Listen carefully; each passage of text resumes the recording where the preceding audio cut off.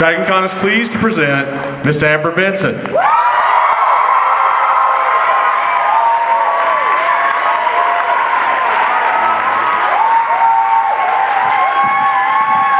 And Mr. J. August Richards.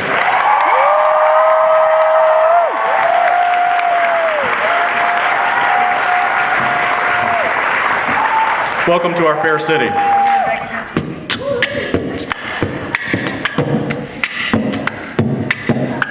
I was waiting for you to freestyle rap.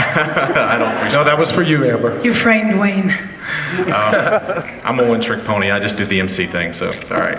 Amber is a part-time rapper. Yeah. I've lost my voice, so I apologize for sounding like Kathleen Turner on a bender. I wish I was the one on a bender. Sadly, when you're sick, you can't drink. Antibiotics don't go well. Yeah. Well, hopefully the weather will work in your favor, and you'll feel better before you leave Atlanta. So. Well, here's how we do these panels. For those of you who've never been on our Q&As here, we have 2 mics in the audience. I have 2 lovely Wheaton staff members with mics. If you would, just line up behind them, stay in a kneeling position until you get to answer your questions so the people behind you can do it. And we'll just toss questions back and forth. All right? So let's line those mics up and get some questions up here. How's DragonCon treating you guys so far? Great. It's been a while since we've seen you both here. This is my first time. Me too. Really? Nice. Convergence. Yeah, we're DragonCon virgins. You popped our cherries.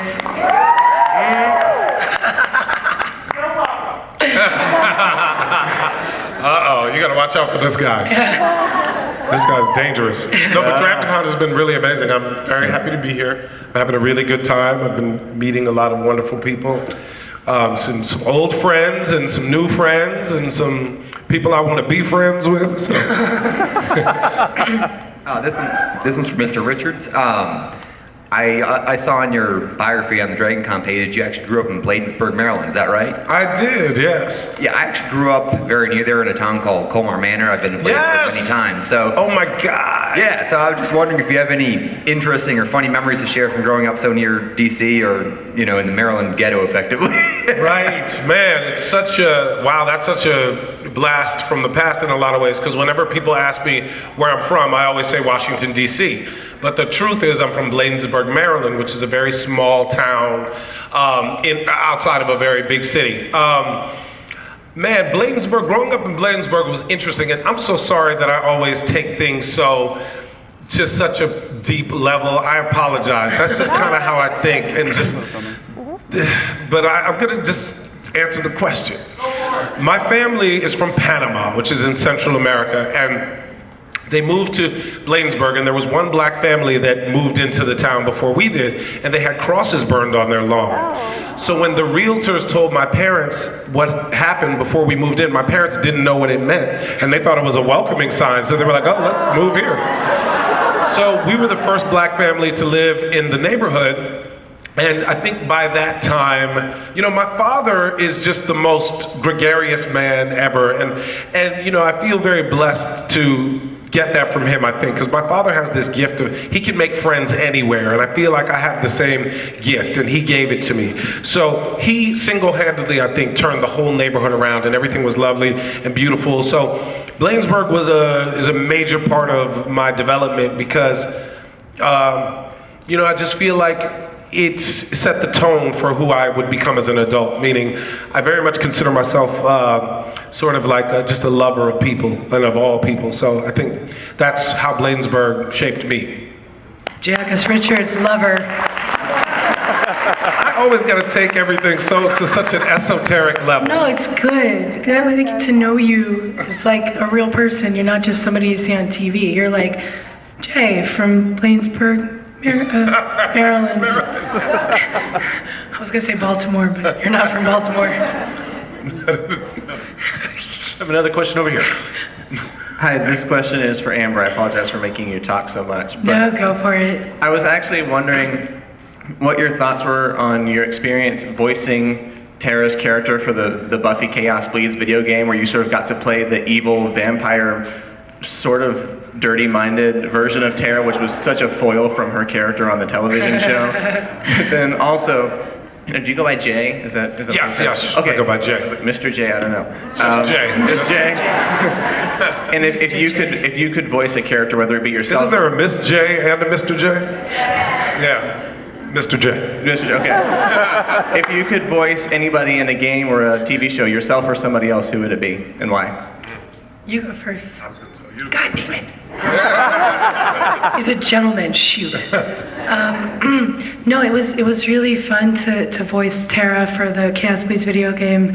I'm friends with Chris Golden and Tom Zagowski, who excuse me, who wrote the video game, and I think they did a really beautiful job with it. I'm a really sucky video game player. I played Halo once, and I ended up in a corner 5 seconds after starting the game, and I couldn't leave it. It's like my character won't leave the corner of the mountain. I don't know. Literally, everyone laughed at me as they continued on, and I stood in the corner. So my ability to play Chaos Bleeds is not. So I've had to watch other people play it, but I think it's beautifully done, and I had such a good time. I'm a naughty girl. I have a naughty mind. I go right to the dirty, sick, twisted. Yeah, I'm like a 12-year-old boy trapped in a 35-year-old woman's body. So to get to do like the raunchy stuff was really, really fun for me. Thank you. I am an old school video game player. Of course you are. I used to, exactly. So, I mean, the last, me and my brother were playing We Connect with our nieces and nephews, and he turned to me and said, "Remember when this was just a stick and a button?" Those were the days. So if I were gonna voice any character in a video game, I would want to voice the captain in the little ship in Space Invaders. Because I feel like I know that guy. That's awesome. I am that guy. These damn asteroids are everywhere. It's the best game ever. I used to love this game called Circus Charlie too. Not the sequel, because there was a sequel, but Circus Charlie. I like this game called Paperboy. Remember that skateboard? Oh, Paperboy, right? What about that game too where you were a skateboarder? You were a skateboarder and you were skateboarding through the 720 degrees. Skate and die. 720 degrees and Skate or Die. Those Skate or are the Die. two games. The first one. 720 degrees. That one. Yeah. And you did the 720 degree when you did And you did stuff that would make your body fall apart. Yes, that was the best game. The worst thing about the game is I actually went out and tried it all. That was not wise. I made it. But I'm not versed on the new games. I don't know the new games. Do you play? I play? No. I mean, I did. I played Atari. That's it. I used to like Frogger at the pizza place. Me too, yes. I liked it when the lady frog got on top of me. That was fun. I was like, what are they doing? Oh. She was so white and pure.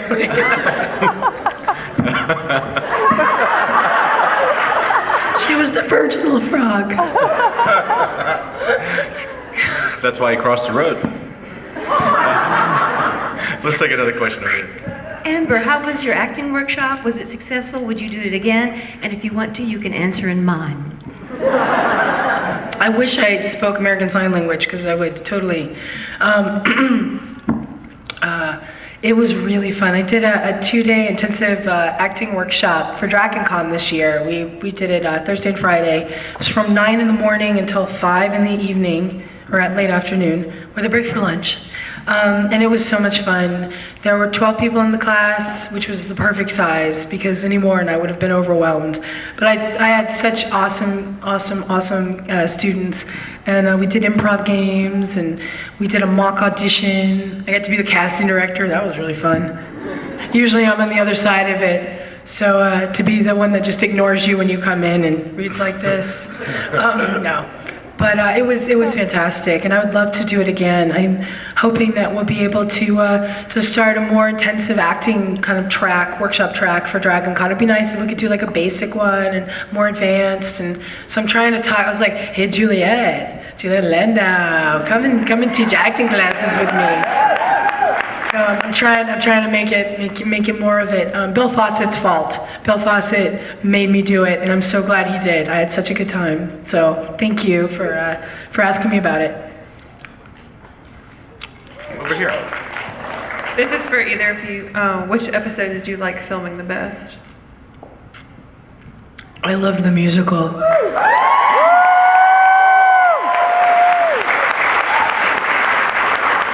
It was really fun. I was like, can we do every episode as a musical episode?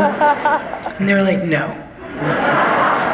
But it was funny though, because usually it was like 8 days for you guys too to shoot an episode. So it took us like 8 days. And with the musical, we shot our 8 days, but there was so much more to do that like, for the next like 2 episodes, we were going and doing pickups. So every time they'd be like, yeah, you gotta go do a pickup, I'd walk in my trailer and there'd be the corset and I'd be like, no, please God, anything but the corset. They did it so tight. I looked good, but it was really tight. But yeah, it was such an amazing experience. I loved it. I'm so proud of that episode. I have many, but one that comes to mind is it was called Waiting in the Wings, and it was a ballet episode. And I loved doing that episode mostly because Joss was directing and we were all in every scene together, and it was so much fun. I've never had so much fun at work before because when he's there, we like play board games, we play Boggle and fun things, and you know, it's the camaraderie is amazing, and it was just love. It was so much fun. We had such a good time, and that was the first time I got to wear like a tuxedo as Gunn, and that was fun. Different costume for him altogether. So yeah, that was a really amazing episode. We all got to meet Summer. That was her first time working with Joss, and so it was fun. That was a great episode. Okay, another question from over here. Hi, I'm nervous. Thank you so much for being here. This question is for Jay. I have a few Buffy and Angel action figures. Yes. And I was wondering why I could find one for Kennedy, but not for Gunn. Who's Kennedy? We'll leave that one alone. Exactly. She's But one of I the was- potential slayers in the end of season 7. Oh, okay. Oh. She becomes I don't know, I can't say it across Amber, but she becomes Willa's love interest. She's so sweet. Yachty's awesome. Yeah, she is. She's a great, if she comes to con, she's a great person. If I had her action figure right now, I'd melt it. That's what I would do. I'm just saying, because you were a regular for 4 seasons. I posed for one. I posed for an action figure, which, did you pose for yours? When you wear this body stocking, I guess, and you're in front of this, you didn't pose for it like this? Wait a minute. Well, it was at one of the producer's house. Come to think of it, there was no camera. Was it a sheer body stocking? They didn't make you say, give it to me? Give it to me? No, I think I just had my head scanned. Well, I did too. I'm not even gonna go there.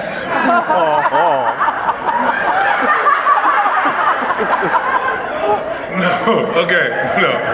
But they made me put on this body stocking, and it was this big truck. This is sounding weirder and weirder the more I think about it. I remember the truck, Okay, there was a truck, right? but no body stocking. Okay, really, no body stocking. Okay, so I'm in this body stocking, and there's this camera that's running around me like it's like that thing in the airport when they're checking to see if you know that thing. Yeah. I won't do that. I won't do that. I opt out. I get patted down. You out of that? I get felt up every time I go to the airport. It's very exciting for me. And for the person, I'm sure. No, they always look very unsettled. They're like, I gotta touch your breasts between the, I'm so sorry, ma'am. I'm so sorry. I'm like, it's okay. Somebody gave me a keychain that says, I stop for the TSA. You know, like I break for the TSA or whatever. Yeah, that's me. I break for TSA. The last time Amber and I did one of these together, she bought me a t-shirt that said, "Dead girls are easy." Because they are. And this time she gave me another wonderful gift. I get gifts every time I see her. She bought me a tube of Baraka. They're all like, Oh, the Baraka. Banaka. No, Baraka. Like Barack Obama. Kind of like that. no, it's an Australian, it's sort of like, I would say it's similar to I'm emergency. gonna get back to this question. Yeah, it's like emergency, but it comes in a big tube, and everyone in Australia swears by it, so I bought like 6 things of it. It's amazing. It's BEROCCA. And I don't know if you can get it here or not, but I bought a ton of it, but my tongue's red because of it. And your tongue's... Mine? Nice. Yeah. So she generously gave me a whole tube. But to answer your question, I posed for it and then we got canceled shortly after. I don't know if that has anything to do with it or not, but that might have something to do with it. So You need an action figure. I do. Yeah. Then we gotta... Can do we need start an that, please? Can we start that, like that whole like process? Let's get him an Let's action start figure. that. Yeah. We need a gun action figure. I think it's not fair. Yeah, because if Invisible Obama has 36,000 Twitter followers, then gun action figure should be able to happen. Yeah. So, you know who Invisible Obama is? Yes. Clint Eastwood was at the Oh, yeah, RNC. sitting in the talking chair, yeah. So that person, the Invisible Obama, has 36,000 Twitter followers. Wow. Yeah. Is it verified? Because if it's not the real Invisible Obama, I don't want to follow it. That was insane. That's so funny. I like the real Obama. Right. Yeah. The real Obama, yes. Wonder Woman. Yes. Amber, first of all, I completely sympathize with you on Halo. I would just walk around in circles until they hit me in the back of the head with a gun. They didn't even have to shoot me. But I was a real big fan of your movies that you did, Chance and Lovers, Liars, and Lunatics. I was wondering if you're planning on any future film prospects where you sort of write and direct and control the whole process? Yeah, I brought Chance and Lovers here, so if you come to the Walk of Fame, you can meet my mom and she'll sell you a DVD. She's very lovely. She likes to chat, so watch out. She'll find out everything about you. She's the great interrogator. No, I actually, in fact, we were just talking about this on the ride over.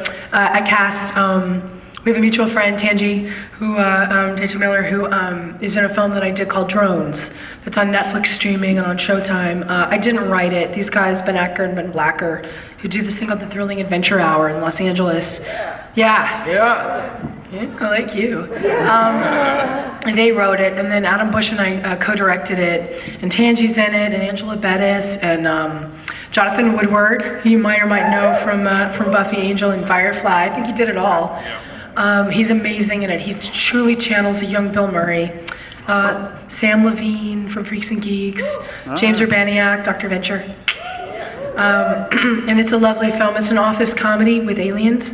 And I'm very, very proud of it. We premiered at the Slam Dance Film Festival and got picked up by a distributor. So I'd like to do more stuff in that vein. That was kind of the last thing. It's like having a child. It takes 3 or 4 years from conception to like getting it out to the world. So it sucks up a lot of your time.